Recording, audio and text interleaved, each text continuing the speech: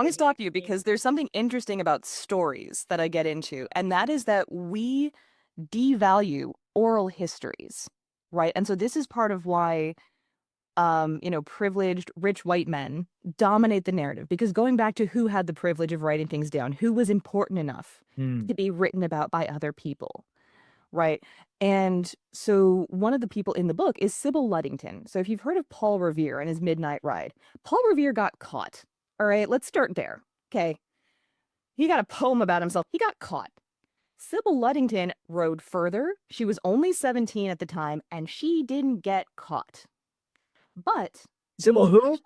Wait. Sybil Ludington. Remember, like even the National Daughters of the American Revolution. So her local chapter does celebrate her, but the national chapter says, "Oh, that's just a family oral history. That's not enough to recognize her as a Revolutionary War heroine." Oh my Lord. Because it's oral history, and that's not just women's history. Like I've talked to scholars who will talk about how that's people of color, again, that's queer history, that's non-English speaking histories. And the really funny thing is, if you look at documents that a lot of scholars hold sacrosanct, right, like when we're talking about beliefs in academia, a lot of these documentations are just someone writing down the oral histories hundreds of years after whatever it was happened. Hmm.